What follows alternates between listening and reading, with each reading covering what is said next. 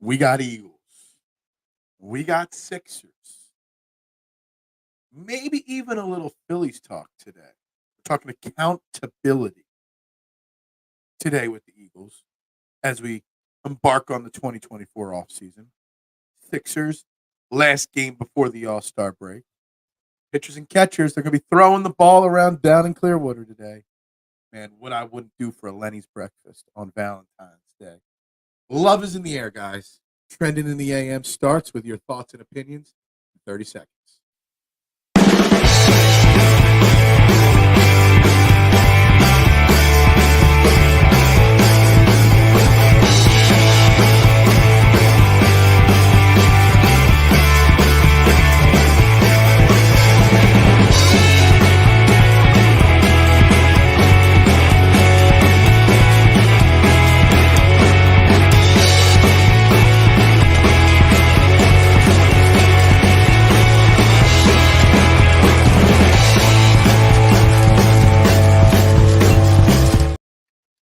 And a very good morning, everybody, and welcome to Trending in the AM right here on Philadelphia Sports Network.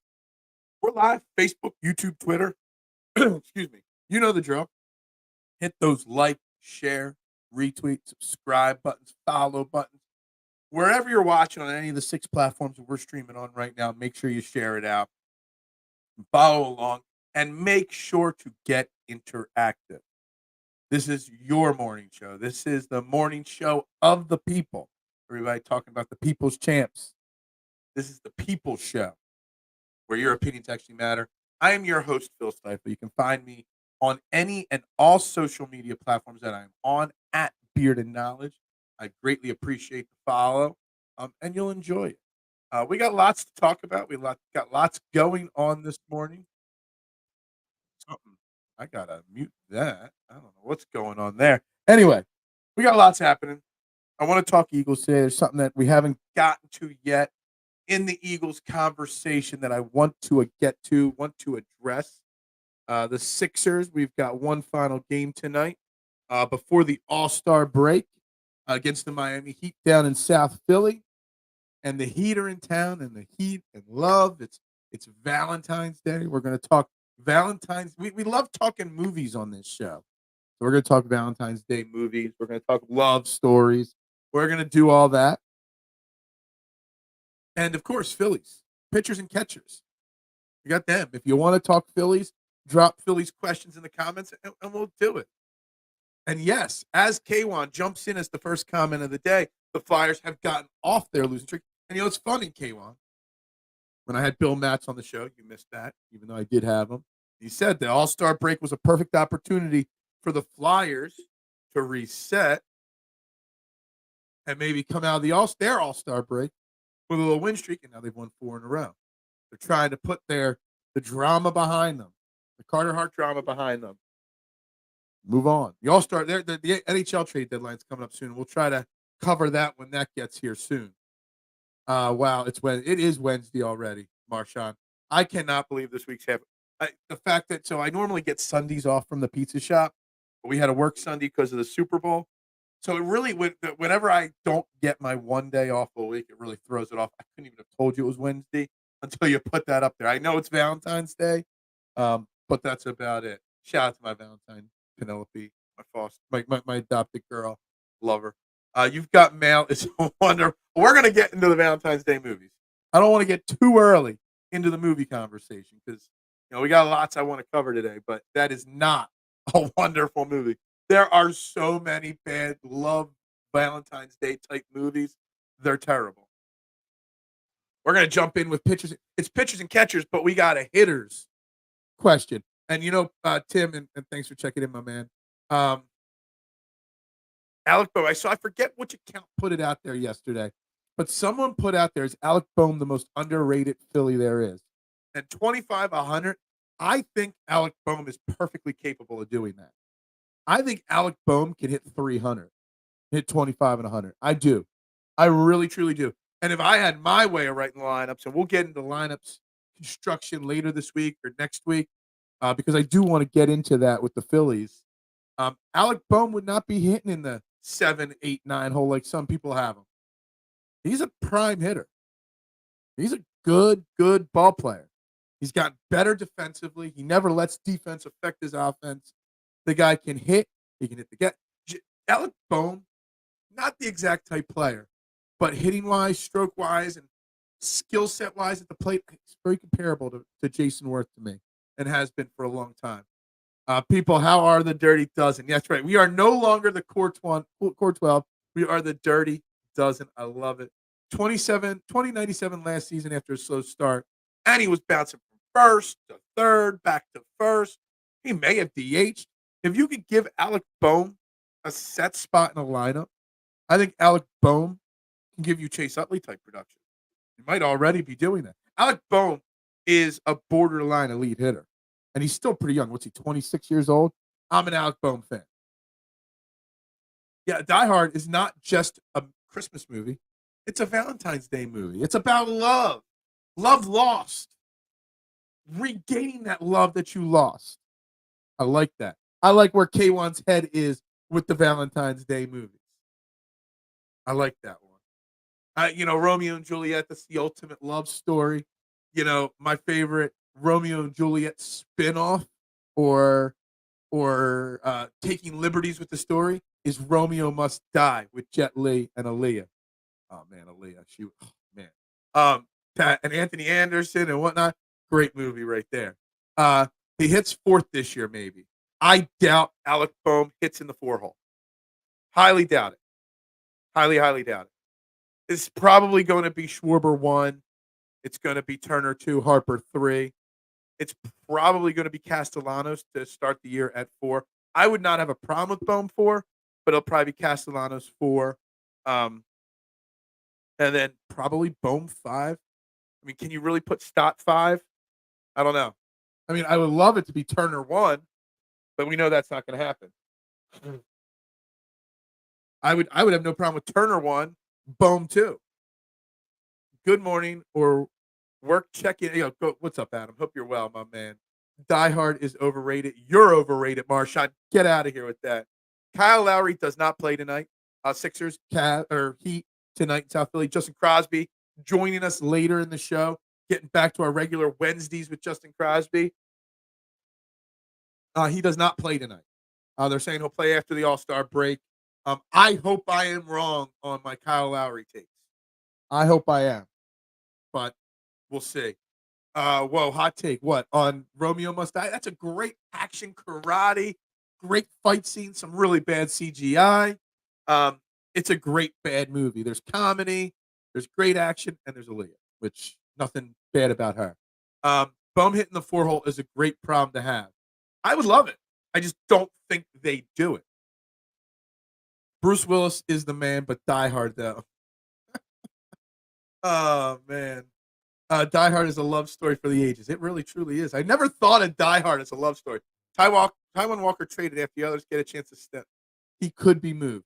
You know what's so funny about Taiwan Walker, Tim, is that when he got signed the last offseason to the Phillies, I called it a mistake. I said it was a bad move. And you know what? People laughed at me, told me I didn't know baseball. I'm like, people will regret this contract.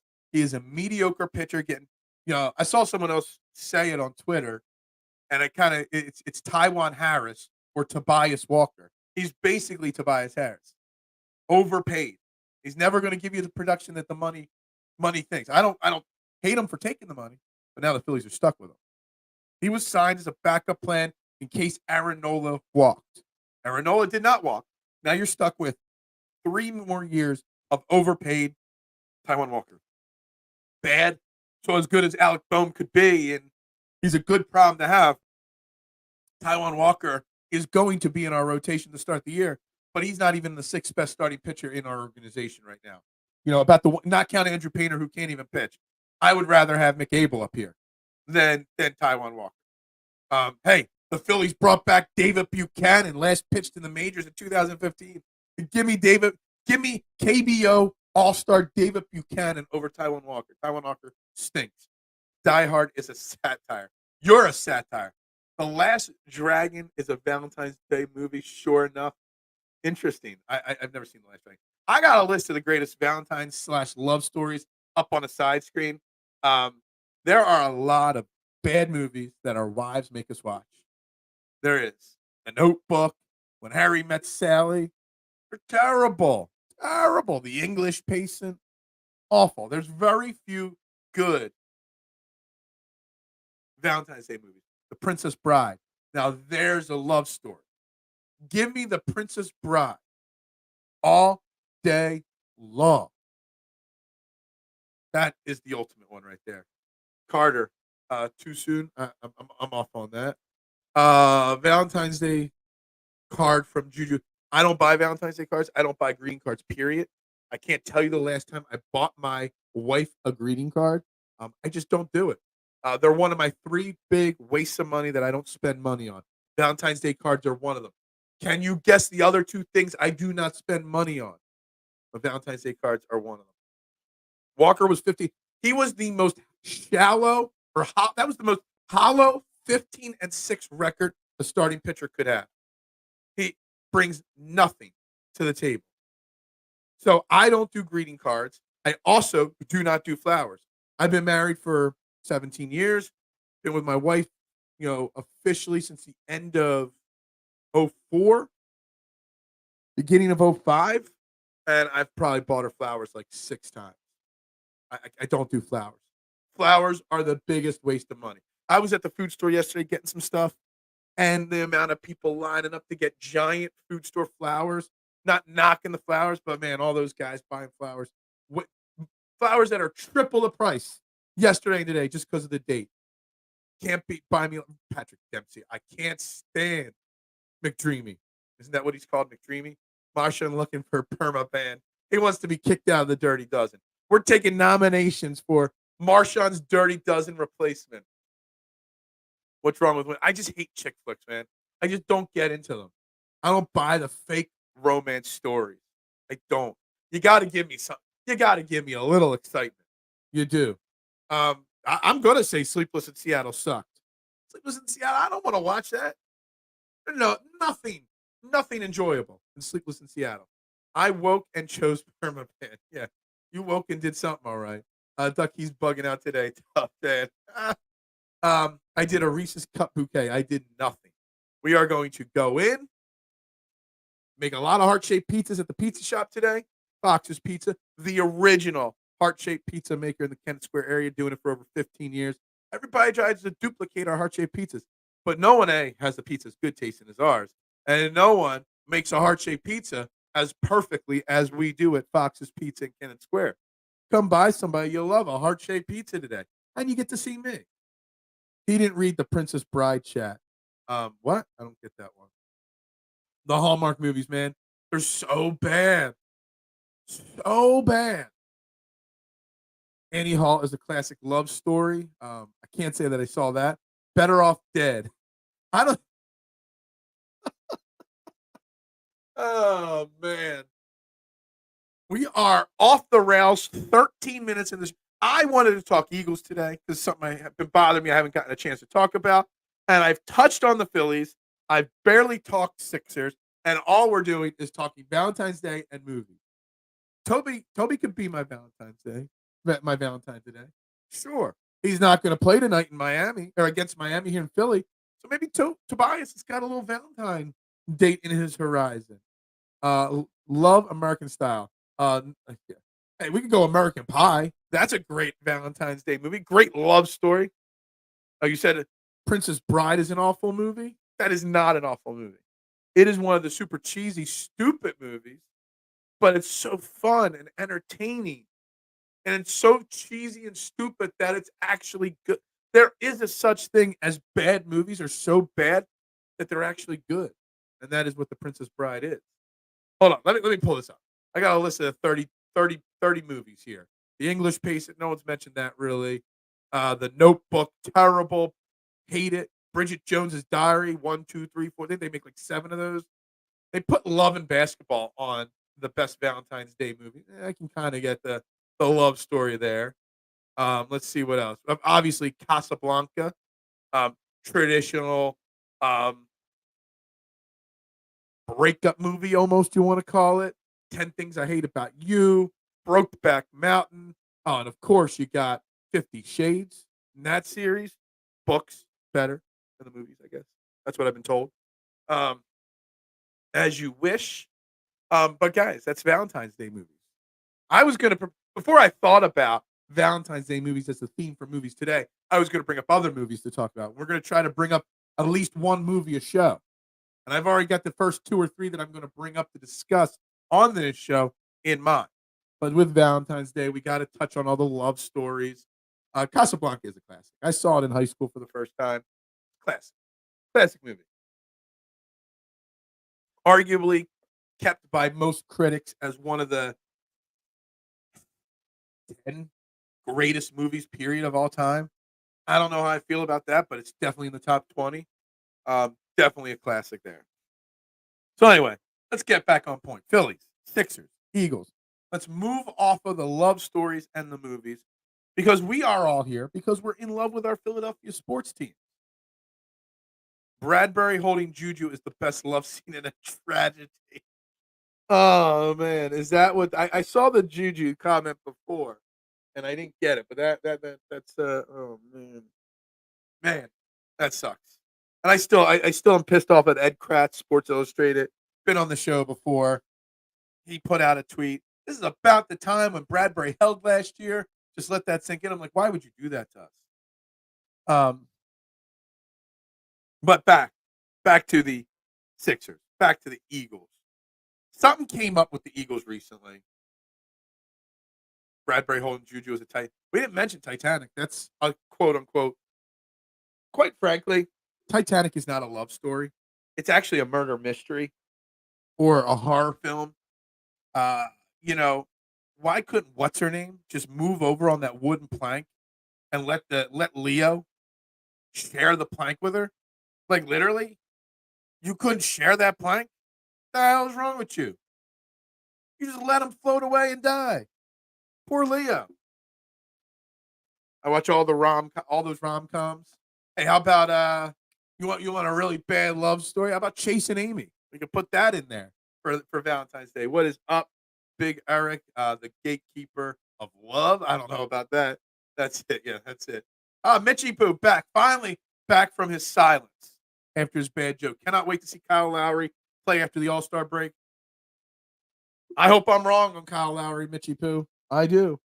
I don't think we get much from Kyle Lowry. I do not think Kyle Lowry is an upgrade over Pat Beverly. It's not going to be what people expect. Dude hasn't made a 3-point shot in ages. Reddick and the Eagles front office is a toxic relationship. That is not what I wanted to talk about Eagles-wise, but I will address that because we spent a lot of time yesterday talking about Haason Reddick, and we made it out. We discussed it as what it was. It's just a money situation. And Reddick doesn't want to play in Philly. It's not like Reddick demanded a trade request. It's not like the Eagles said, we don't want you. Reddick wants a big pay raise. He rightfully deserves a big pay raise. He hopes, and the Eagles hope, that they can figure it out.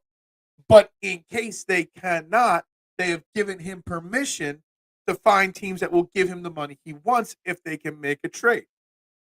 The Reddick situation is the most already overblown situation of this Eagles offseason. And actually, I don't know if it's the most overblown because the thing that I wanted to address today, Britton Covey's comments on Radio Row last week during the Super Bowl build-up, got so blown out of proportions as well. Now the Reddick situation's blowing that out of the water. It's the Reddick and Eagles front office situation. It's not toxic at all. It's just business. It is. And business is business. And these guys got to get paid, and the Eagles can only pay so many people, and they got a whole defense to refix. And people are making it out that he demanded a trade or he's backtracking on his statements, or the Eagles front office is running him out of town, or so many different stories coming out. And it's been something I've been telling everybody is going to be happening for a year now. It's obvious. It's going to be one of those things that just lingers and lingers. Like, it's just not necessary. Mitch is back after this. I don't even remember what the joke was. I just remember I think it's fun just to crush him. We probably end up cutting Bradbury post-June 1st, and that's only 4.5 dead cap. Yeah, we're dude, between him, between Kevin Byard, between an extension for Jordan Mailata, there's like three Avonte Maddox cut post-June 1st or renegotiate. You can get $40-50 million even upwards of cap space on this Eagles team. It's a lot of money to spend. How much of it are they willing to commit to Haason Reddick? That's the question. Chase and Amy.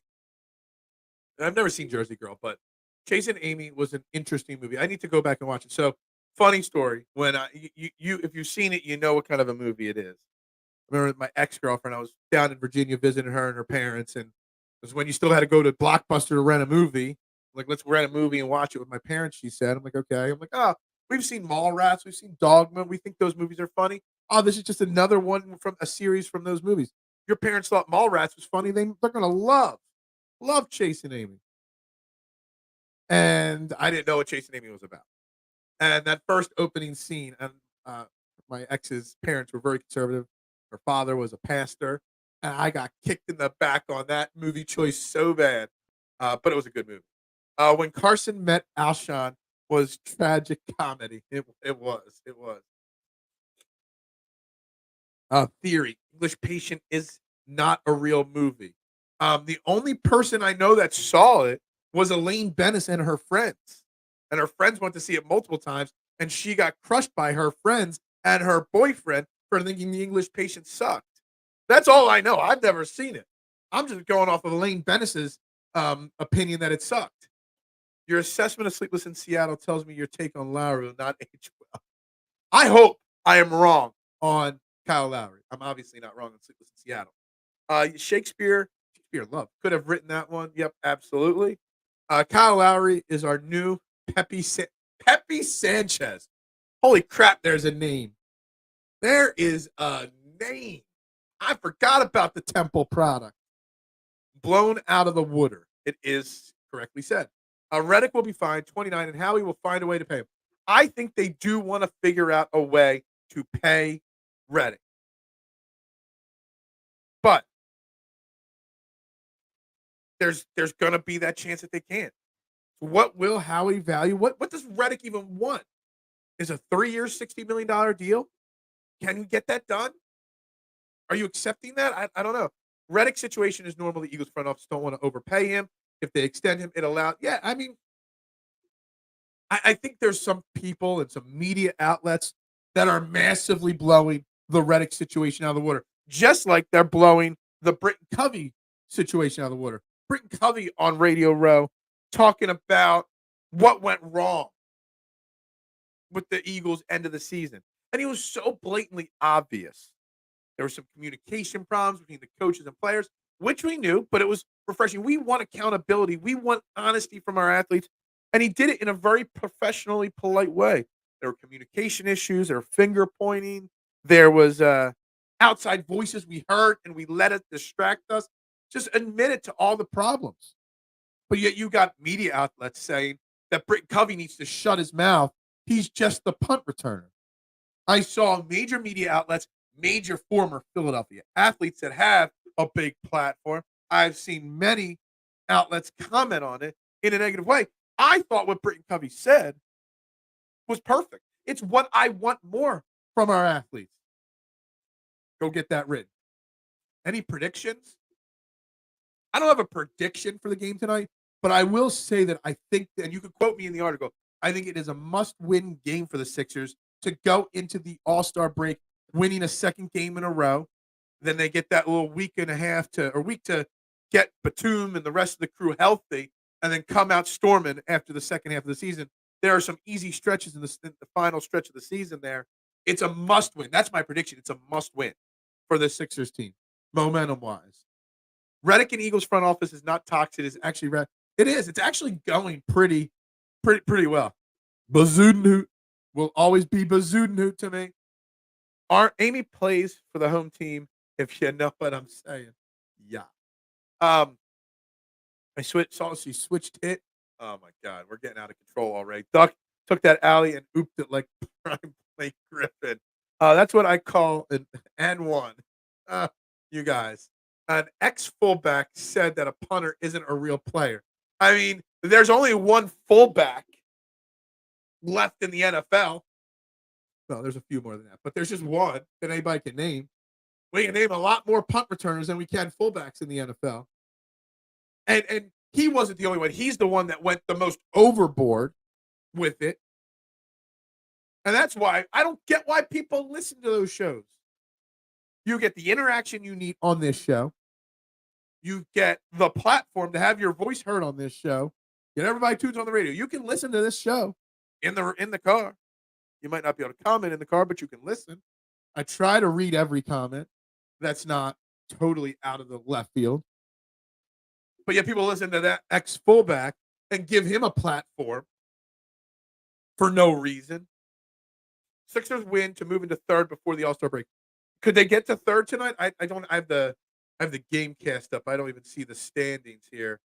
They cannot move up into third tonight. They're 2 full games back of the Bucks. Maybe they can. Maybe I guess if the Bucks lose tonight, I guess we could finish with a tie for third place. That'd be great. I just want the win. Kyle Bazudu. It's Yushuk, fullback for the Winers. Yushuk? It's Yushchek. Isn't it Yushchek? The outside noise was everyone with a camera predicting our elementary play calling and demanding us to stop being dumb and run the ball. There was a lot more noise than just that, Eric. There was people calling out players. There was people, questioning A.J. Brown, Jalen Hurts. There was so much outside noise. And it got to them. And it's refreshing to hear an athlete say, yeah, we heard the distractions, and the distractions got the better of us. Our bad. We will be better next year, he said. We will not let that happen next year.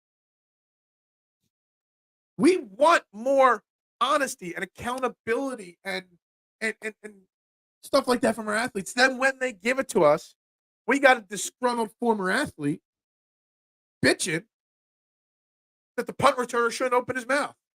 To me, that makes 0 sense. If anything, it pisses me off. I stand with Britton Covey. 1,000% for what he said. The Knicks have lost 4 in a row. The Knicks are free falling right now, which I could have called that. Most people could have called. I don't think the Knicks are. Before I even say this is why it's so frustrating, the Joel Embiid injury right now. The Knicks aren't a real title contender. They're not a real conference contender. The Cavaliers aren't a real conference contender.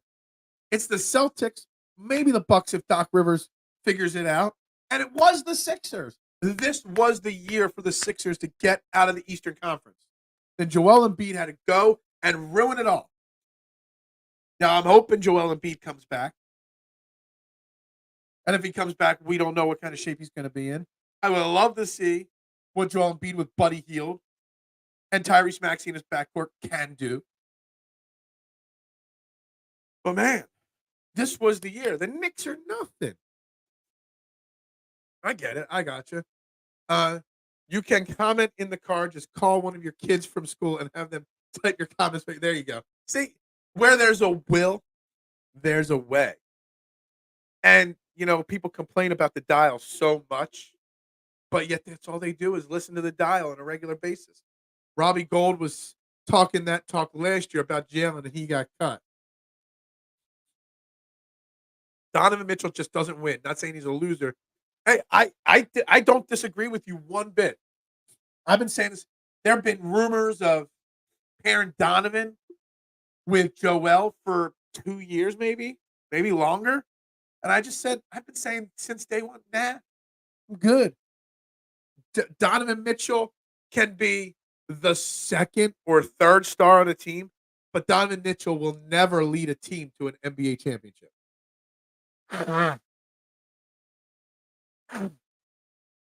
Oh, had to get the MVP in there. The Knicks are supposed to be competitive every year, and they have fallen short for most of a decade. I mean, the Knicks have fallen short forever. They've never been able to get the job done. Every time the stars align with our window and our window opens, the big fella has gone down. I know. And I don't know where you're going with that, but that leads to that comment supports what the trade Joel Embiid people would say. And I just won't go that way. Donovan and Joel would offset any winning prospect for the Sixers. Please no. It's not a rumor anymore. I don't think. I haven't heard it in 6 months. But I just don't think Donovan Mitchell's a winner. And I like Jalen Brunson in New York. But Julius Randle as your next big guy, big star, that's not a winning tandem there. They're good, but not great. There's only 5 likes on this. What the hell? Make sure you hit that like button, that share button, subscribe button, that retweet button, guys. Only 2 likes on Facebook. I know Facebook's down for some today. Got to do better. Got to hit that like button. Big fella is his own iceberg. Man, talk about a Titanic reference right there. I'm an Embiid stan, baby. I know you are. I know. It's okay. There's nothing wrong with being an Embiider, being an Embiid truther. Not at all. Nothing wrong with it. Let's all make Phil move his studio. It needs to be open to us all to come in. You want to join me in studio? I got you. Right now, we just go from my spare bedroom, my man. I would love, you put me in the WIP studio. I'll invite you all the core 12, to come join me in studio. But they would never put me on the air because I would actually do what the people want, not what the advertisers want, but what the people want. Having real engaging conversations like we do here every day. Yeah. TMC is on IR today. Yeah. I can't see him. He always says now, I can't see you. You can't see me because he's commenting on the other site, but I can. I don't see him today. You do have a great studio, but you're an hour away from me, dude. An hour without traffic. I don't got time for that. Although maybe I'll buy my childhood house in Seacade, and then we'll do that. Yeah, that wouldn't work either. Not driving an hour to the pizza shop every day either. One day I will be in studio with Big Al. One day. I need to do that. Don't know when, but someday that will happen. Do the show outside the pizza shop in the summertime. Sure, Liam okay with the free promo. Dude, look, the pizza shop is scrolling across the bottom of the screen right now. Heart-shaped pizza. Liam, don't worry about that. Liam, it don't matter one bit. I used to have a Fox's logo. But we also promo my shirt store. Linked in the description of this show. The original, not the copycat, Fairway to Heaven t-shirt. The Core 12 t-shirt. And of course, I can't use the word today because TMC is not saying something dumb in the comments with stop. But back to the pizza shop show. I've done 1 or 2 shows from the pizza shop. The Wi-Fi, it's okay. Because so many things run on the Wi-Fi at the pizza shop, the credit cards, the POS system. It tends to not be the best all the time. And I'd be too distracted doing a full show while the pizza shop was open. I've talked about doing an Eagles watch party / pregame show from the pizza shop. He'll be back. I mean, it's the off season. He's got lots going on in life, and I see him working on his golf swing as well. I'm sure he will be back at some point soon. You have to go to Fox's Pizza and stand in front with a boombox and trench coat playing 80s music on Valentine's Day. That would be interesting. Heart-shaped pizzas I hate Valentine's Day. I hate the Hallmark holiday, but I love it because I capitalize on the Hallmark holiday every year. We'll sell 40, 50, 60 heart-shaped pizzas today, and I will cash in. I'll do a remote from the pizza shop anytime. Bring it on. Did you give Tobias Harris the heart-shaped pizza? I did not give him a heart-shaped pizza, okay? And I'm definitely not giving Kyle Lowry a heart-shaped pizza either. Be about it. Don't talk about it. Right.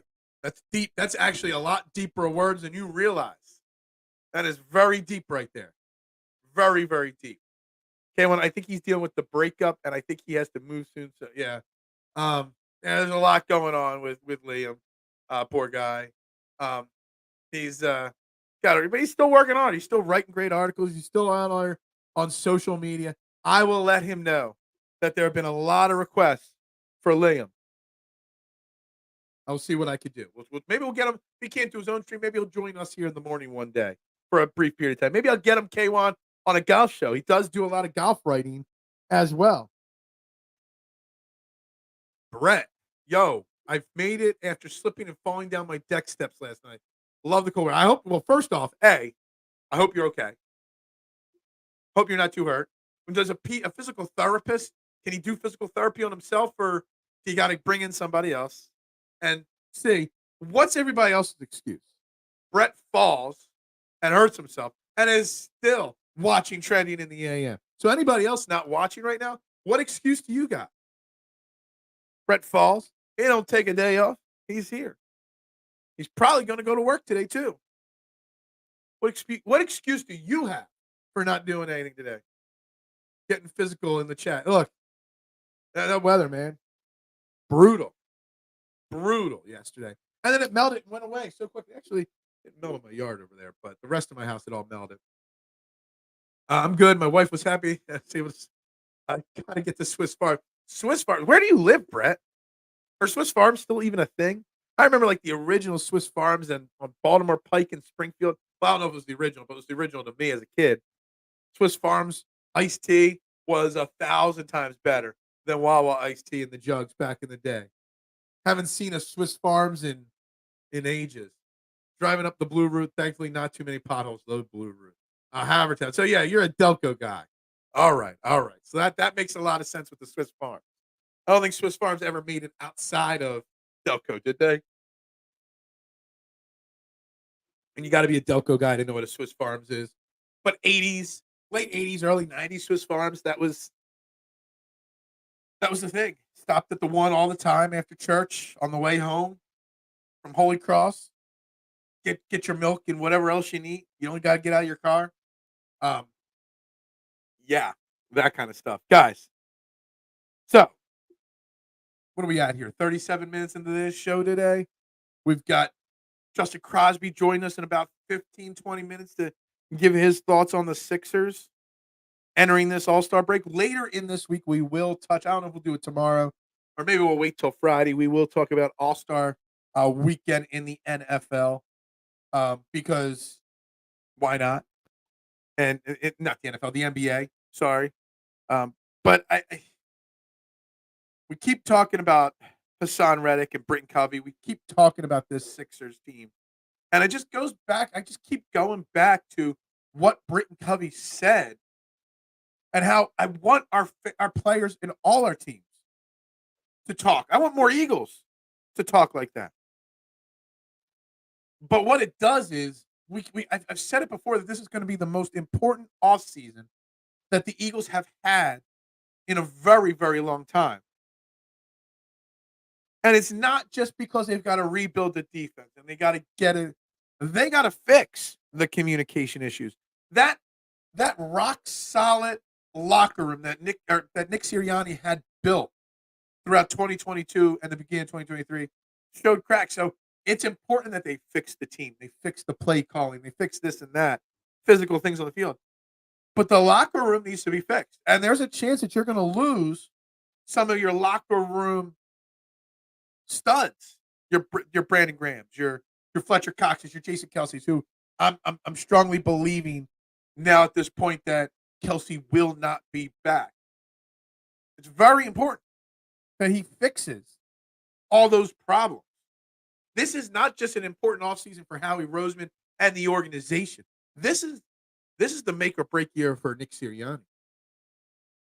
Can he take what he built and it started to fracture and put it back together and lock it back up?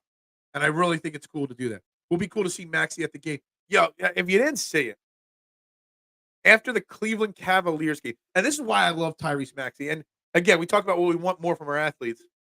Did you guys see the video of Tyrese Maxey after the Sixers beat the Cavs? And he was getting ready to walk into the huddle to go to the locker room after the game. And there is this young man holding a baby. I'm guessing his young brother. And he was literally begging for Maxey to come over. Maxey went over to him, and he literally started tearing up because he's just so in love with Maxey, and he's such a big fan. And Maxey taking 2 minutes out of his time to take a selfie and like high five the kid meant so much to that kid. That kid will remember that moment for the rest of his life. And Tyrese Maxey made that kid's moment right there. And it was so great to see. And I need to see more athletes act like that. Tyrese Maxey, I will never say a negative thing about like that kind of a moment goes down at what makes you special in this city. Sixers look a lot better with Hield and Payne than the players Daryl traded away. They look okay. They do. I'm not really still sure on Cameron Payne being better than Pat Beverly as the other point guard, but Buddy Hield, watching him for 3 straight games, a lot more detailed than the once in a rare blue moon when he came to Philly. He's a lot more complete of a player than I realized. Better defensively, better at driving to the rim and stuff like that.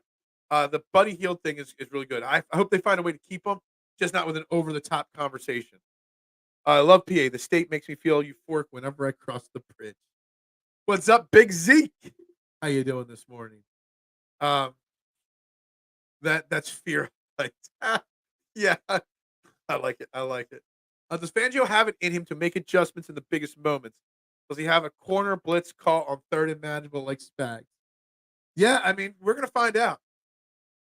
If Kelce retired now, I'd be fine with it. The man is the Hall of Famer. I just need Kelce to not drag it out. Zeke. Just make the announcement. Get it over with. I think you would have made it already by now if some reporter didn't blow it from the locker room after they got beat by the Buccaneers. I really think it would have already been announced. But he wants to do it on his time. Can Jalen and Devontae give us money time connection like Mahomes and Kelce? Got to have it moment, and those two Chiefs don't miss. I saw a stat about Patrick Mahomes. Fourth quarter in playoff games, last minute of the game, down a score or more. There's been like, I forget how many incidents like this in the NFL history. 40 sometimes it's happened. Tom Brady's like 5 of 11. Other guys are like 6 for 12. There's a lot of. Patrick Mahomes is 7 for 7 in crunch time, final minutes of games when down by a score at coming back and leading a winning drive. Patrick Mahomes is money. There is Patrick Mahomes and everybody else. Patrick Mahomes is a top 3 quarterback in the history of the NFL. He may already be the greatest quarterback of all time. I'm not afraid to say that. That kid crying at Maxey just being a good dude between Joel Harper and Maxey. Yeah, I can see Harper doing that. I can see Joel Embiid doing that as well. Tobias Harris has done a lot of good things like that. You got to get and understand Philly, and they do. And that moment meant so. I just love to say it. And Tyrese Maxey will always be an honorary member. Tyrese Maxey, everyone wants to come chat with me here. I won't cry, but yeah. Payne as a point guard for the Sixers is way better than Pat Bev. Bev gave us 15 and 6 assists. No, okay. I get it. I just don't know. I haven't seen enough of them yet. So ordered. Yeah, absolutely. Someone buy him a shirt and mail it to him. Pat Mahomes is 9-2 and trailing by 10 points or more. I mean, Pat Mahomes is special. Stop bringing up Tobias. There's no saving him from the Sixers fan base. I don't have to save him for myself. I got no problem with the guy. He's my man. I will never besmirch the name Tobias Harris. Now, I will admit Tobias Harris is a problem in 2024 for the Sixers. The fact that he didn't get traded is an interesting situation. I guess you had to keep some continuity on the team. I do realize it's time to move on from Tobias, but the Tobias hate will not stand in my presence. I'm a Ben Franklin Bridge man. That's the heart of Philadelphia. I've definitely traveled over the Ben Franklin Bridge 100 times less than any other. Hell, I may have crossed over the Tacoma Palmyra Bridge more than the Ben Franklin. There used to be this bizarre type place in Jersey across the Tacoma Palmyra Bridge. It burned down. It's where I used to get my fake ID when I was in college. And every time it was stolen, I'd go back there and get another one. Yes, that's right. I had a fake ID. Does Jalen have a Patrick Mahomes run in him? Well, hold on. Before I even read the rest. Well, let me read the rest. I believe in Hurts more than Nick or Kellen Moore, but he got to overcome the scheme at times. Jalen Hurts will never have a Patrick Mahomes run in him. Nobody has Patrick Mahomes in him. Nobody's going to win 3 Super Bowls in 4 years or whatever it is, or 6 years. That's something that the elite of the elite. Jalen Hurts is never going to be in the conversation as top 5 or 10 quarterbacks of all time. But he can be in the conversation for top 5 quarterbacks right now. Now, does he do that? He makes some of these runs. He makes some of these overcoming the schemes at times type things. But he'll never be Mahomes. But that doesn't mean he can't win a Super Bowl for the Eagles. It doesn't mean he can't keep that window open for the Eagles. He needs to be better than he was last year. No doubt about it. But anybody putting 2023 solely on Jalen Hurts' shoulders, blame-wise, is ridiculous. People can't say it. I do. Whenever I type it out, I always double-check to make sure I get it right. I got tears in my eyes just typing, "We love you, Tyrese Maxey." Hey, dude, jokes or not jokes, that was a big moment for that kid. And Tyrese Maxey doing that, he don't got to do it. He's on the road. He noticed it. It's not like the kid was waving him over either. He saw it. And I give him so many props for it. Joel cries himself and cares as much as we do about sport. Mount Rushmore, good dude superstars. Joel, Bryce, Jason, and Maxey. Yeah, of course. They're both great stars. They're all great stars, but they're all great people. We are blessed with a lot of great people in our city right now as fans. Recency bias is strong here. I mean, that's what we do. That's what we do. I wanted to say, does he have one Super Bowl run in him like Mahomes? Okay, gotcha. He definitely. Jalen Hurts, I coming into the 2023 season, we were talking Jalen Hurts is one of the 2 or 3 best quarterbacks in football. We were talking about he better appear in 3 or 4 more Super Bowls. He better win at least 2. Blah, blah, blah. Now we're just hoping for 1. I still firmly believe that Jalen Hurts has multiple appearances in the Super Bowl in front of him. He's 25, 26 years old. He's definitely going to play in the Super Bowl again. Now, we need him to have one of those Super Bowl wins in him. And I still think he can win a Super Bowl. I am not off the Jalen Hurts train. You got that idiot, and I was going to save it for tomorrow, putting Jalen Hurts as the 17th best quarterback in the NFL. What an idiot, clickbait piece of trash that list was. And we will get more detailed into it because I want to talk going into the offseason quarterback rankings a little bit. It's fun to talk about. It's fun to debate. I mean, his list is complete total trash, that guy. But I still have the utmost faith in Jalen Hurts, the quarterback. I really, truly do. Finally, TMC has returned to trending in the AM chat. Never is a long time. Never is forever. Same thing for Joel. Does he have a 2011 Dirk Nowitzki run in him? I don't know. He had a Michael Jordan type run on him this year until he hurt his back. Would that be the ultimate redemption story? He comes back this year, 2-3 games left in the season, and then helps lead us to an NBA championship. That would be the ultimate redemption story, the ultimate underdog story, the ultimate I don't know what kind of story. But boy, would that be great. Jalen was better than Mahomes in the Super Bowl last year, but he wasn't good enough because they didn't win the game. That's what it comes down to.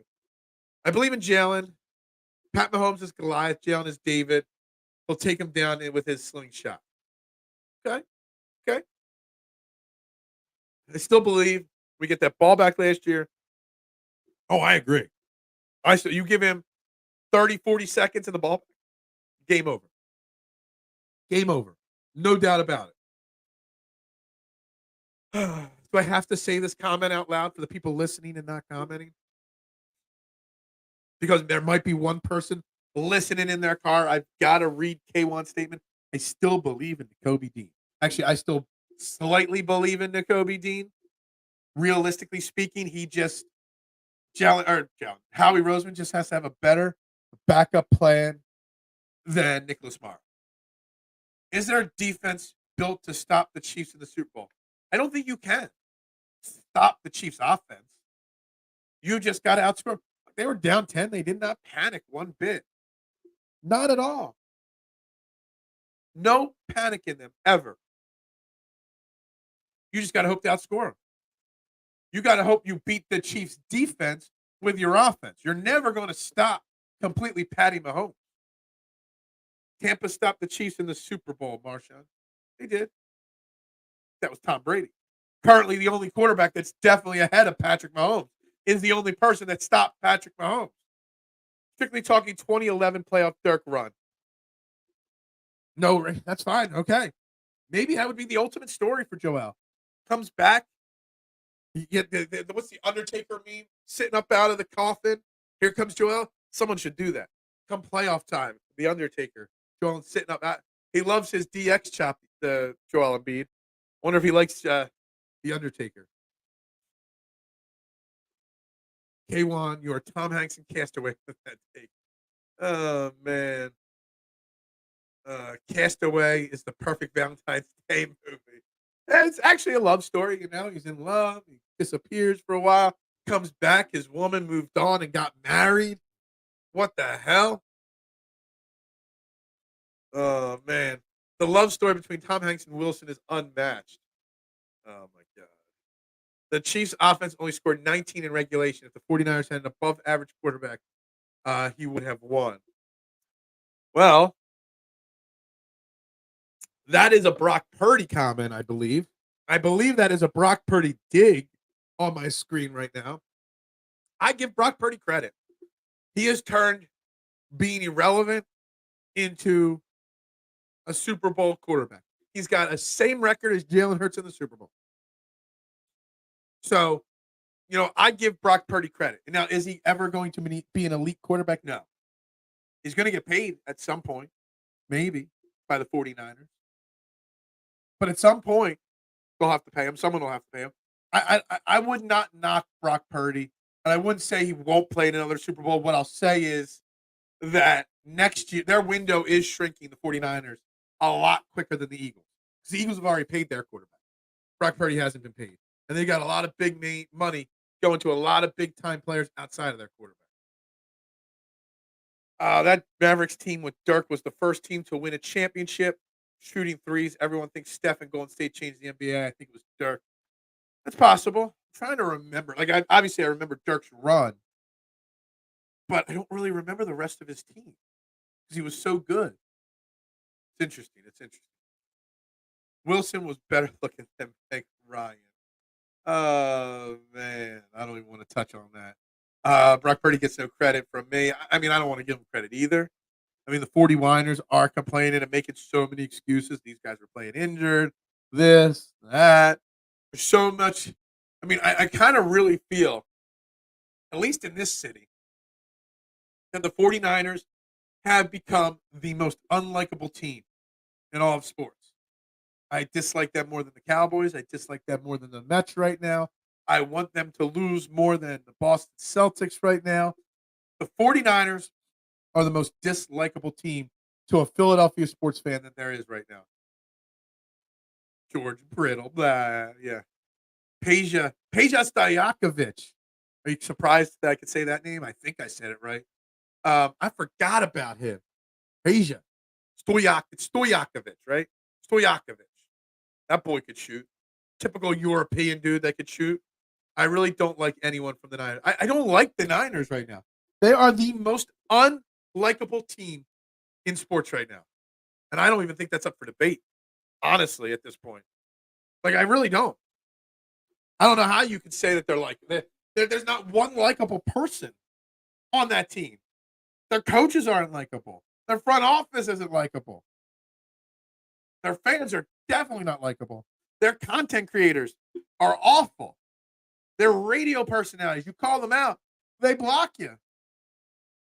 the 49ers are the most unlikable team and organization in all of sports if you're from Philly right now. Maybe from other cities too. I wouldn't be surprised if there's quite a few other cities that feel the same way as we do about Stojakovic. Or about the 49ers. Because the 49ers have been trash talking us for a whole year, sounding like a Karen, saying that they would have done better against the Chiefs. How do you like that barbecue? Pretty much.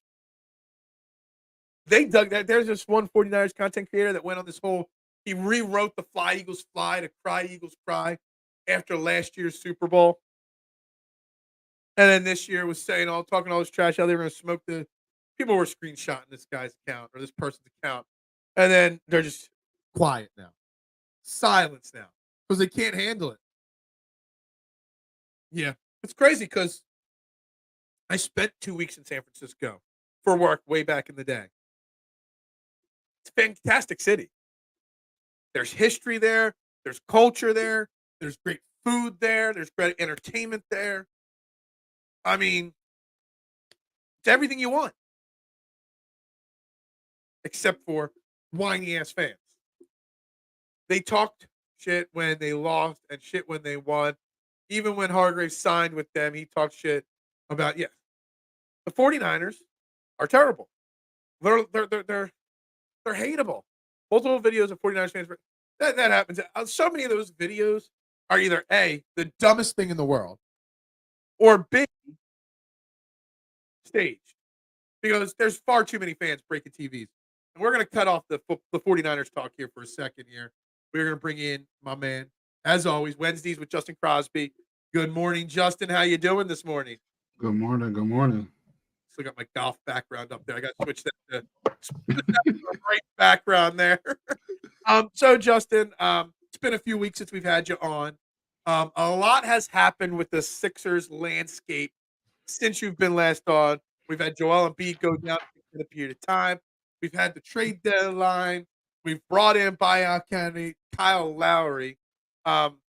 First and foremost, where are you? The current state of the Sixers with the current additions that they have made to this team.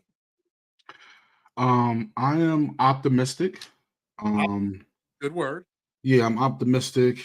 Guys are still in and out of the lineup, whether it's illness, it's like some season-long flu that everybody keeps getting every week or every 2 weeks, plus the injuries. So I'm optimistic because when Melton and Batum come back full time, I think this gives you a very versatile defensive and offensive lineup for Nick Nurse to be able to use and go with different closing lineups depending on who's having a good night or not, and not necessarily focusing on this guy has to be in a lineup or this guy doesn't.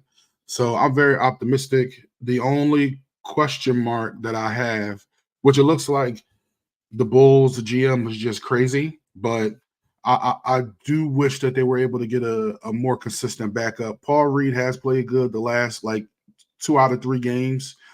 But he's just super inconsistent right now. And Mo Bamba, he's good every 10 games. So, it's just that's the real concern for me is the center. But I think they have some pieces to stay afloat now. See, and that's interesting that you bring that up. I wasn't planning on asking this, so I didn't research this. Obviously, Kyle Lowry's being brought in on the buyout market. We can talk about him in a minute. But I was really surprised, too, that the Bulls didn't make any trades, really, and kept Andre Drummond. It didn't make sense. I remember reading multiple reports that with the way the trade deadline went, they had room to bring in 2 to 3 buyout market guys. Are there any? I mean, I know Robin Lopez got cut. He's not an answer really for what we need, obviously. But Sideshow Bob notwithstanding there, are there any bigs available in the buyout market that could provide any form of depth at that position? No. So the only big that you could think about at the time was Bismack Biyombo, who had some run with the Memphis Grizzlies earlier this year, but got signed by I think he went back to the Suns. Or I forgot we went. So he signed there. So that was the only available buyout big that would make sense because at least he's rebounded defensive.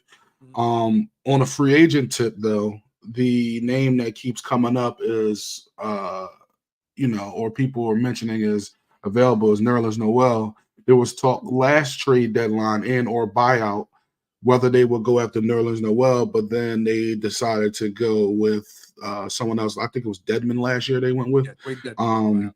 So it was, people, because Nerlens got bought out after they committed to Dedmon. So ultimately, his name is out there, but I'm sure he hasn't played. He might be ready or played overseas, but he hasn't played in the NBA this year. So Daryl may just wait to see what happens for the rest of the year, next couple of weeks, to see who's falling out of the rotation or who's not like that. Maybe they go get somebody then. I mean, if you think about it, what is there, about 20 games left in the season? Ballpark? Let me see here. Probably like 30. Yeah, like tonight's game 54. So yeah. Oh, sorry. So 28, 29 games left in the season. If Melton, so what's your take on Melton and Batum when they'll be back? But I'm thinking that maybe if Melton and Batum are back regularly in the rotation really soon after the All-Star break, with the other additions we made, maybe we can patchwork that center position till Joel comes back, if he comes back, which we'll talk about in a second. But, those two, do you have a feeling or a read that they may be back sooner rather than later? I think Batum will. I think ultimately they could have Batum probably could have went tonight against Miami, but I think they're saying older player, older guy, let's give him this full, because he'll be out. I think it'll be a total like 3 weeks by the time we come, but the NBA comes back from the All-Star break. What concerns me a little bit more is Melton, and Melton's back. Like, he had a little bit of back injury last year. I noticed because before Melton came to Philly, he was a high-flying dunker. Last year, he was laying the ball up. You could tell he doesn't have a lot of finesse around the rim. He was missing a lot of layups. This year, he said his back was better, but clearly something's going on. They said he's been ramping up playing 3-on-3. Most recently, as yesterday's practice, he was playing 3-on-3, which is the next step. That's like a big step for him to be playing 3-on-3. So I would say after the All-Star break, I say Batum right after the All-Star break, and I say Melton maybe a couple games or a game or two after. And once they get in, like you said, they could try to patchwork. One thing that you will see Nurse go to is if Bamba or Paul Reed is not working, you're going to see Tobias or KJ Martin at the 5, and they're just going to play small, depending on the matchup. Okay, all right. So the big move at the deadline was obviously Buddy Hield. Yeah. And it's a guy we've been talking about maybe coming to Philly for, it feels like 2 decades now, that Buddy Hield was good. I feel like Buddy Hield's been playing basketball for a long time in the NBA. Yeah. I know he's not, but you know what I mean. I'm learning, and I know a lot of other Sixers are learning through his first 3 games, that Buddy Hield is more than just a 3-point shooter. Yeah. He's got a lot more. Like, I've watched Buddy Hield play when he played against the Sixers, but I wasn't staying focused in on just him. The last 3 games, I've been watching a lot of him. And he's a lot deeper of a basketball player than just that sniper. Yeah. A, did you like the trade? And B, what's Philly fans getting with Buddy Hield here for the rest of the season? So I did like the trade. I think they gave up like the perfect package. They didn't give up any first-round picks. So they still have their future assets in that aspect, right? So when the draft comes, they'll be able to trade 5 picks, including draft night now at this point. So they have their assets to try to make something happen if they want to make something happen. As far as what Buddy Hield is getting, I'm actually very surprised. I'm very surprised at how good of a playmaker he's been out of the pick and roll, right? Passing angles. His bounce passes to Paul Reed have been like really excellent and allowing Paul Reed to get a running start. And it just makes me think, like, when I'm seeing him running the pick and roll, it's making me think about how Joel gets those pocket passes and how really good that will look, because you can't double either. But if you double Joel, which is more than likely, you're giving Buddy Hield a wide open 3 who's like a career 42% 3-point shooter. And that'll just spell trouble. I'm very surprised at his playmaking, but I think the reason we're like that because he hasn't played on ball really like since college and the beginning of New Orleans days. When he went to Sacramento, he was a more movement shooter, spacing, and the same thing in Indiana. He hasn't had a really chance to actually get a bucket. Like, say, all right, like if you see the end of that game, they ran ISO 1-4 flat for him against Max Strus twice in a row for him to get to a spot that he felt comfortable. But he probably hasn't done that in years. So there were a couple random moments where I just saw him getting like the pump fake and getting to the rim. I didn't Mhm. even know he had the ability to get to the rim, Yeah. in his game because, when you're playing in Sacramento where he played the majority there, opposite of De'Aaron Fox. De'Aaron Fox was that guy. You know what I mean? Yep. He was just told to stand out there and shoot. Mhm. The trade was like I crushed Daryl Morey on a regular basis, and we're going to get into some of the other moves he made that I don't like and all. But that was a strong, solid move. The question is, will Joel Embiid be back soon enough to be able to see that true potential with that Maxey Healed Embiid pairing? Right. And I don't know if we'll really truly see how good Buddy Hield can be here in Philly if Joel Embiid doesn't come back. I do think the way people are talking around the team is that he'll be back for sure. Now, what percentage, when is the question, but there are to talk around the team is that they're pretty confident that he'll be back. And to me, just doing the math, it sounds like probably end of March, where he's most comfortable, probably start out on minutes restrictions, stuff like that. But it'll be interesting to see. Also, I don't think that the Sixers make this move if they don't think that they can convince Buddy to sign a longer term 3-year deal, or 4-year deal after this is over. With this trade, they still have Buddy's bird right, so they can make other moves, then re-sign him going over the cap. So same thing with Maxey. They have his bird rights, restricted free agent. They'll be able to make a signing for him and go over the cap as well. So I think in the offseason, they'll probably try to make other moves than re-sign their own guys. Okay, that makes sense. We got some other names in the comments, and I got to bring it up, man. Are you enjoying the Ricky Council? I am. The fourth, the Ricky Council, the fourth. Yes. And what he is like, is this just one of those random, outbursts? Is this like a Travis Fulgham type little stretch, or is there something that's being finally unlocked there from this young man that we might actually have something there? I think the Sixers do have something, and both Ricky Council IV, who we'll talk about now, and Turk Smith as well. But the reason I say that is because Ricky Council in Arkansas, he was a good player. He wasn't the main guy, but he was a good player. He had a knack for the athleticism. The shot wasn't really real, but he's changed his shot since he's got to the Sixers. And even the G League, like he's a much better shooter in the G League than he was in college. And you see his knack for getting fouled randomly. Like that's a good skill. Like he had 8 free throws the other night. I'm like, that's so random. But I think the number one thing is when you have a coach who employs you and gives you that confidence, like you can tell he's out there, he's not scared. Like that's the number one thing. He's not scared. He's playing with confidence. And again, no knock on Doc, but I was just going to make a Doc joke, but I think you're going to Doc would have never make my played Doc him, joke. or pulled him. They like any type of bad thing, it would have pulled him. But I think that in this scenario, he had to play. They were out, and now he's gotten confidence. And you're going to see him until these other guys come back or certain matchups. You're going to see him. He hustles. He gets rebounds.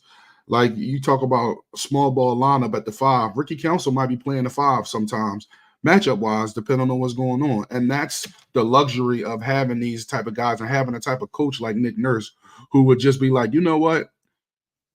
I like this matchup better. Or this guy has been playing hard for 3 quarters. I'm going to see what I can get out of him in the 4th and see if he can make a game-changing play. And Well, that's the type you've of seen coach Nick that you Nurse. have. Nick Nurse isn't afraid. You've seen Tobias Harris. I know he's got an injury now with the hip, and he's out tonight. He's been sick because literally, I don't think anybody in the Philadelphia 76ers have heard of Lysol wipes ever because everybody's freaking sick all the time. But you saw a few times recently that Tobias Harris was sitting the bench late in the game. You know what I mean? Because of the struggles he's been having as of late. You wouldn't get that with Doc Rivers either.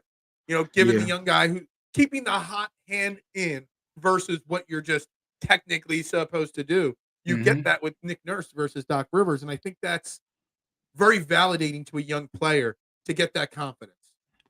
And I think in general, Nurse's ability to do that, and I think the expectation for the team is that, listen, anybody can play at any moment, at any time. And that's why you saw in their win against the Cavs, Mo Bamba played majority of the fourth quarter. They only put Paul Reed on the last play because I believe that they thought he would be a better or more agile rim protector. But they decided to go with Mo Bamba because Jared Allen is a tall, big, long arms, long wingspan. They needed somebody out there to try to rebound. They were having trouble rebounding, so they needed somebody out there. And he went with Mo Bamba for a lot of that fourth quarter. And then at the end, he went with Paul Reed. But it's like, it shows you that, like, okay, cool. You know, even when neither of the guys were playing well, he said, you know what, I'm going to put Marcus Morris at the 5 for the last 7 minutes, and we'll just live with the outcome, right? So it's like he's going to be doing that, and that's the luxury of a coach who makes adjustments on the fly or just tries things out, right? And it may not work because there were plenty of times when the Marcus Morris at center thing did not work, right? Absolutely. And that's actually – I'm confused on the NBA rules there. I know when we traded Marcus Morris, we couldn't pick him up in the buyout market, but because then he was then retraded and then cut. Is he an option to be brought back in the buyout market?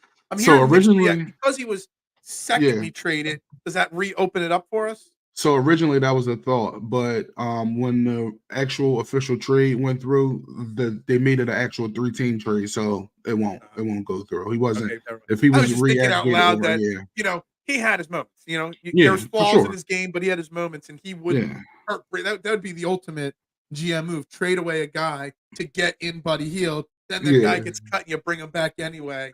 I thought that was interesting. All right, we have a few people mentioning Campaign's name, and whether he is for real or not.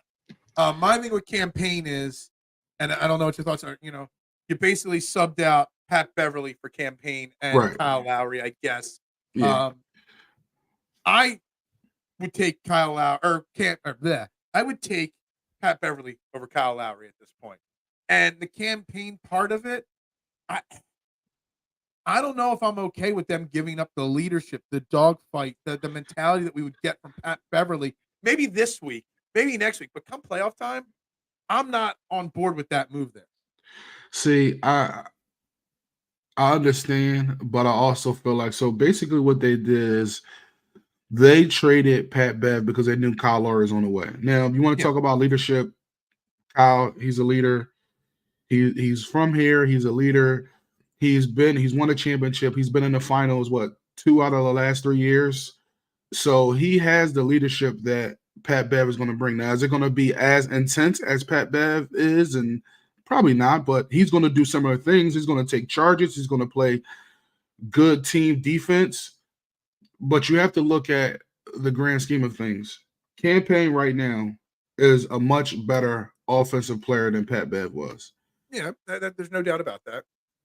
Now you take a look at what Kyle Lowry is going to bring. He's going to bring the offense and the defense as well. And again, I'm not saying Kyle Lowry can shut anybody down, but he will provide the veteran defense. He's going to be the guy to pull the chair on you when he's trying to back you down or take the charge when you put too many shoulders in the way. Like, he's going to do those things similar to Pat Bev. You're going to lose his leadership. You're going to lose some of his point of attack defense. But I think in their head, all these moves signal that they're going to get a rim protector back that's going to erase the mistakes of others on the perimeter. And that's why I really believe that they think Joel is going to be back and healthy and ready to play, because you don't make those moves unless you think you have a real live rim protector or a deterrent at the rim. And that's what Joel is. But Kyle Lowry, do you really think Kyle Lowry's got anything left in the tank? I mean, I know I was told by literally 3,000 people that my take that Kyle Lowry's watched was awful. Supposedly I was wrong. It was 2 playoffs ago that he didn't play much, but in last year supposedly he had a good playoff run with the Heat. Yeah. I was looking at his recent stats. I mean, his last 5 games with the Heat before he got shut down and then traded, I mean, I think he shot like 4 of 30 total, 0 from 3. Like, he doesn't have much offensive burst left. At least Pat Beverly was giving a solid 15, 20 minutes a game and stepping up in moments when Maxey had to, miss a game. See, I think that's a product of the issues he had in Miami, specifically with the front office. Remember, they've been trying to trade Lowry for the last year and a half, basically, right?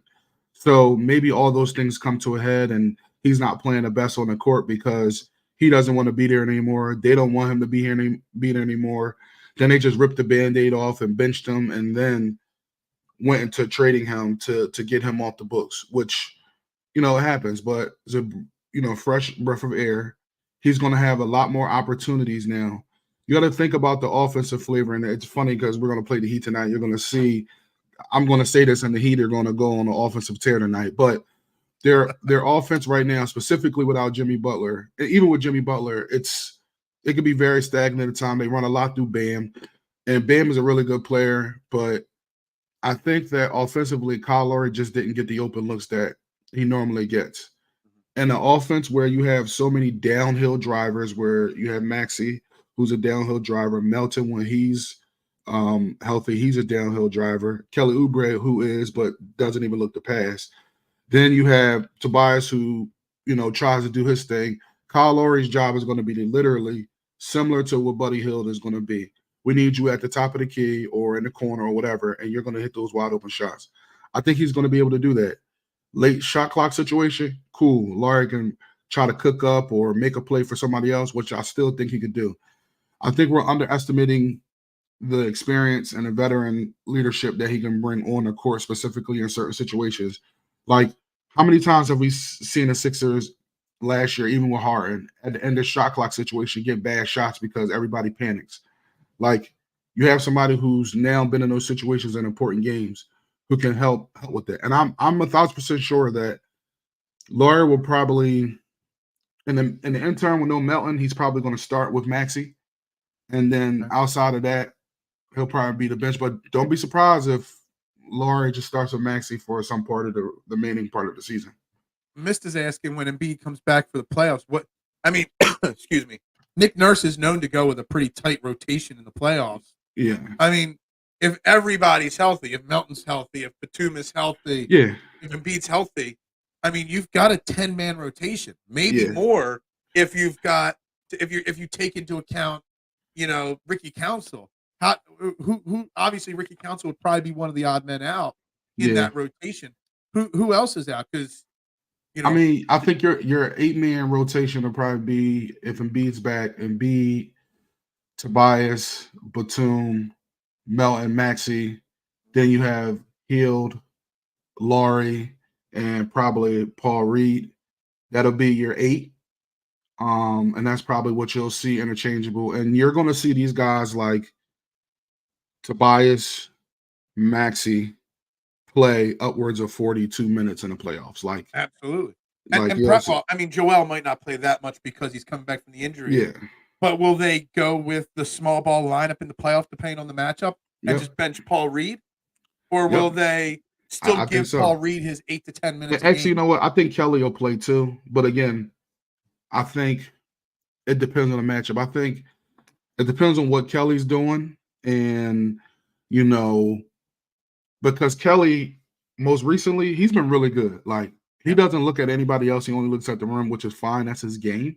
Right. But when he's off, right? And I think there were similar times early in the season where you see Kelly Oubre didn't play the fourth quarter because offensively he wasn't really bringing what they needed, and they subbed for somebody else. So I think this lineup is interchangeable, and I think that you'll see different things in the playoffs. And I also think you'll see things that Nurse may try once or twice in the regular season on random games for 3 minutes here, so it's not necessarily on tape. And they'll go towards that in the playoffs, depending on the matchup.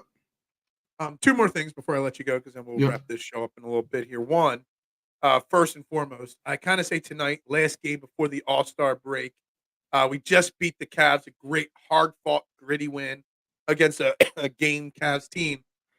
Say tonight against the Heat with Jimmy Butler out. There's somebody else out. Yeah, Terry Rozier's out. I'm kind of saying this is like a very important game to win, to go into the All-Star break at home with a win. Am I overreacting that this is a very important No, I think it's important.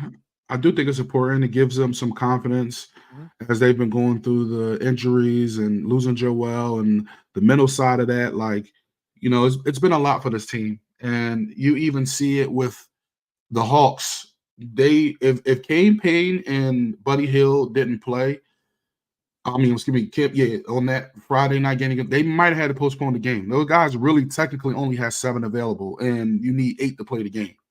So it's like one of those things where it's like guys are starting to feel comfortable, guys are starting to get back, they're starting to feel what winning is like again, and I do think it's important.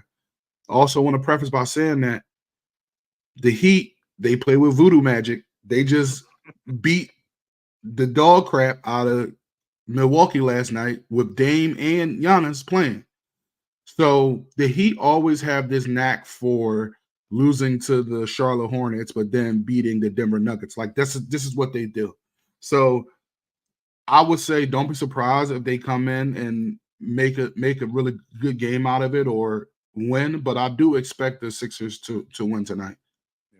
We were joking earlier in this show. We need Joel Embiid to come back by the playoffs and go on a 2011 Dirk Nowitzki type playoff run. You know, I wanted to touch on that too. But real quick, before I let you go, Tyrese Maxey. Yeah. And this is not a on the court basketball thing. I think we've got something special with Tyrese Maxey, the person.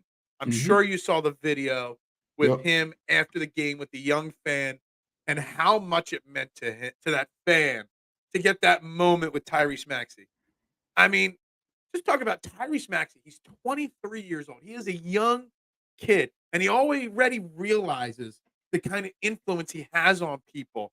And it's All-Star break weekend, and he's going to be featured a lot. He's in the skills competition. He's going to be on the All-Star team in the game. Like, just talk about Tyrese Maxey, the person, how he already realizes those kind of things. Because that, to me, was one of those moments where I'm like, I already love Tyrese Maxey, but I'm like, man, that moment, that's a big moment right there for that fan. Yeah, I think he's just a humble, good kid off the court, good upbringing, and just learning that, like, honestly, like to be in these situations, right? Like you are blessed to be in these type of situations. When he was drafted late in the first round. Probably if he had an NCAA tournament, he might be a top 10 pick, right? Then you get drafted to a contender, have to fight for playing time. Only reason he gets to play, let's be honest, Ben Simmons held out. If Ben Simmons didn't hold out, Tyrese Maxey, we wouldn't even see this growth in him, right? So then things continue to change, and then now he's here, he's an ascending star, and I just think that, Joel is clearly the face of the franchise, but Maxey is a nice face to go along with him, and he brings the energy. Everybody in the building talks about how he does as he smiles all day, no matter what's going on. And that type of energy is infectious. You see what people have going on at home. When you come into these games, you coming to see Embiid, but of course you're coming to see Maxey. The amount of Maxey jerseys that I see in the stands now is crazy. And there's a reason why he's 9th overall in jersey sales so far in the NBA, is because he's becoming very popular. And a lot of the kids, like, he's not your normal, and I'm saying this with the utmost respect, he's not your normal clutch athlete, right? Like,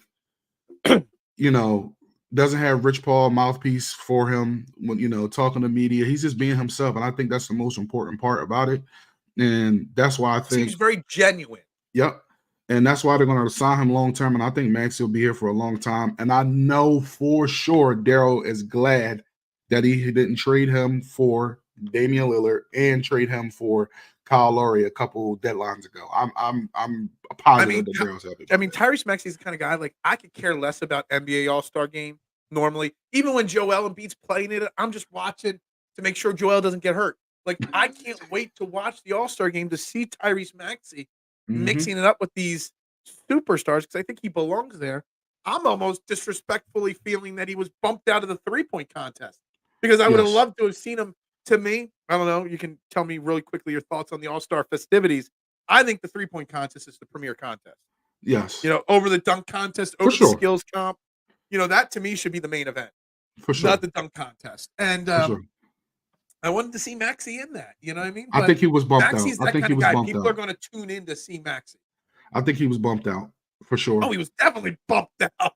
Yeah, and I also think that it'll be interesting. Maxey should have been a starter, but Dame got the nod because he's Dame. Like, I mean, Dame's having a down year. He's still good, and Yeah. he's still aged well, but he's having a down. I think Maxey and Halliburton should be starting. So without Embiid starting, I'm interested to see who Doc plays as a starting lineup in the All-Star game. So hopefully Hey, go Maxey will figure. get a Doc's nod. got Maxey on the bench again, Yeah, right. He might not even play at all.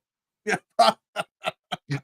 Oh, man, we didn't even get to talk about that. We'll talk Doc Rivers and the Bucks next week on the show. Yep, Are you going down to the game this week or tonight? Yeah, I will be. Yep. All right. Make sure you guys are following my man, Justin Crosby, at Will Work for Sneaks. Does a great job covering the Sixers team for Philadelphia Sports Network and the great podcast with Zach Chavalella. Justin, have a great Thank day. you. Hope you You have a too. good Valentine's Day. That must be good. Tell whoever's opposite you there. We can't do anything. I got to go work at the Sixers game tonight. That probably goes over real well, right? Yeah, it's understood. Have a good one. Well, have a good one, my man. Thank you very much for your time this morning. That was Justin Crosby right there on the I Have No Sponsor hotline. Lots of great information there. Would you ask Pop that question? Oh, Jesus. I didn't even read it before I put up there. That is interesting information. Again, the Sixers season is not over. And I mean that, obviously, it's not over. There's 28 games left. But the Sixers season, the hope of the season isn't over. It obviously relies on Joel coming back, but healed. Obviously, I'm wrong on Kyle Lowry. Everybody thinks I'm wrong. Everybody thinks I'm wrong on campaign, and I hope I'm wrong. The buddy healed me. This team is getting healthy away from being a very dangerous team in the Eastern Conference because, again, like I said, the Bucks aren't going anywhere with Doc Rivers. The Cavs, the Knicks, they're just not good enough to win a conference title. It's Boston and everybody else, and this is the moment for the Sixers to really. Justin is Bazoo-Newt. You think you're funny there, don't you? But Justin does a great job covering the Sixers. He's down there at the Wells Fargo Center a lot, covering the games for PSN. Make sure you check him out. Make sure you guys are checking out the PSN website, PhillySportsNetwork.com. Linked in the description of this show, along with my T-shirt site, along with my personal YouTube page, anything like that. Guys, it's Valentine's Day, the day of love. So make sure you buy a heart-shaped pizza from Fox's Pizza for somebody as well. We're going to wrap it up. I got to get in. I got to get prepping. I got to get ready for all the stuff that's going to go on at the shop today.